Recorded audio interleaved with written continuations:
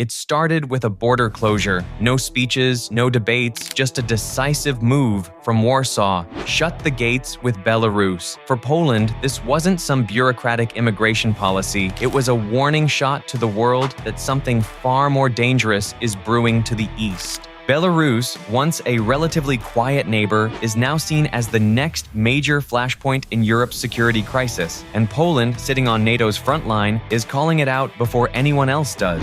Why? Because in 2025, Belarus stopped pretending. It isn't just Russia's sidekick anymore, it's hosting some of the largest military drills in the region's recent history, with Moscow's full backing. The so-called Zapad 2025 exercises stretch along the Polish border, involving thousands of troops, tanks, artillery, and aircraft. To put it bluntly, it's the kind of exercise that looks a lot more like rehearsing for a war than practicing for defense. Poland didn't wait around to interpret intentions. It slammed the border shut and told its citizens inside Belarus to get out while they still could. And here's the uncomfortable truth. Belarus isn't just flexing for show. Its military posture is now inseparable from Russia's broader war in Ukraine. Minsk has allowed its territory to be used as a staging ground for Russian forces, giving Moscow a Western platform to move men and machines closer to NATO territory. In Poland's eyes, this makes Belarus not just a neighbor, but a launch pad for whatever Moscow dreams up next. But Poland's concerns go beyond tanks and troop movements. The real danger is that Belarus isn't sticking to traditional warfare. It's already been accused of unleashing waves of migrants toward the Polish border in a deliberate attempt to destabilize the EU.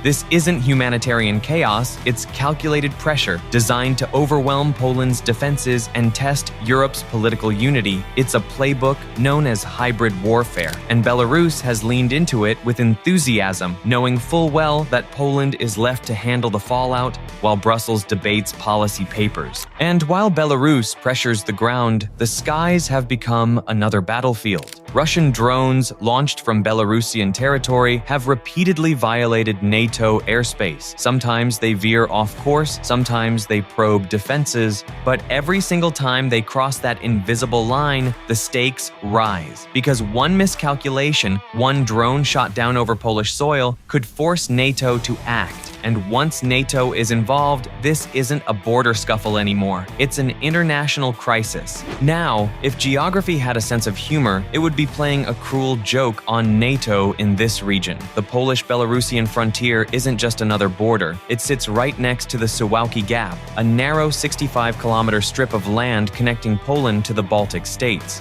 On one side, Belarus. On the other, Kaliningrad, Russia's heavily armed exclave. If conflict breaks out and this corridor is cut, Lithuania, Latvia, and Estonia are isolated from the rest of NATO. In military terms, that's checkmate territory, and Poland knows it. That's why every drill, every drone, and every provocation from Belarus feels like it's aimed at testing that very weakness. So Poland isn't taking chances. It has closed the border when tensions spike, it has issued advisories for its citizens to leave Belarus, and it has doubled down on securing the frontier with more troops and more surveillance. This isn't just about defending Poland, it's about defending NATO's eastern flank. Warsaw has positioned itself as the shield of Europe, whether the rest of Europe is ready to admit it or not. But here's where things get even more dangerous. Because every move Poland makes, NATO makes too. US forces are in the region, NATO aircraft are patrolling the skies, and NATO's eastern frontier is buzzing with drills of its own. That means any clash between Poland and Belarus, no matter how small, could spiral into something much larger. A drone shoot-down, a border skirmish, or even a misinterpreted radar blip could trigger a chain reaction that pulls Washington, Berlin, and London into the mix. And looming behind it all is Russia, the architect of this tension. Using Belarus as both a shield and a sword, Moscow benefits from having NATO distracted in the north while it continues grinding in Ukraine. And if it can stretch NATO's defenses thin, testing responses in Belarus while bleeding Ukraine in the east, it buys itself strategic breathing room. The question is no longer whether Belarus is a threat, it's whether this front becomes the spark that lights up NATO's next major crisis. For Poland, the logic is simple. If you wait until the shooting starts, you've already lost. That's why Warsaw treats every Belarusian move as a potential precursor to something bigger, and history backs them up. Time and again, Europe has underestimated military buildups on its doorstep, only to regret it when the first shots are fired. Poland refuses to be caught off guard again. The current standoff over Belarus is about more than just troop exercises. It's about what kind of Europe we're living in by 2025. Belarus, under Alexander Lukashenko, has given up the last traces of independence, aligning itself fully with Moscow. That alignment makes the border with Poland less about Belarusian politics and more about Russian strategy. And Russia's strategy has been clear: keep NATO off balance, stretch its resources, and test its red lines without technically crossing them. Belarus provides the perfect stage for that theater. But there's another layer here. Poland's leaders see Belarus's actions not just as military pressure, but as psychological warfare. When migrants are pushed toward the border, when drones cross into Polish skies, when Belarus holds massive drills a few kilometers away, it's all meant to create fatigue, to normalize the idea that this tension is just the new normal.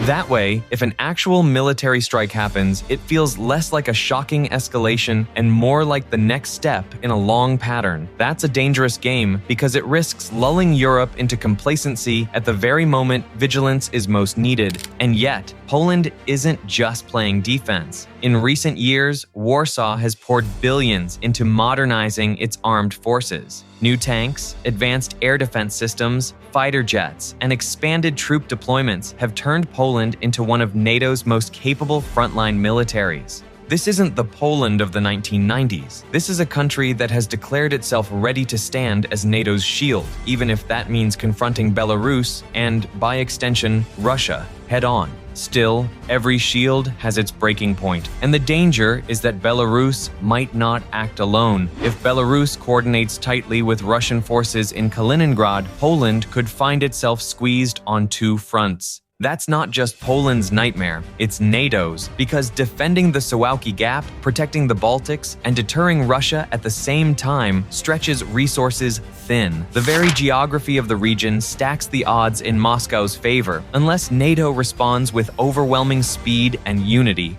The Americans know this. So do the Germans, the British, and every NATO planner who stares at maps late at night. That's why NATO's presence in Poland has grown. US troops, Patriot missile batteries, reconnaissance aircraft, and multinational exercises all serve one purpose: to send a message to Minsk and Moscow that Poland won't be left alone.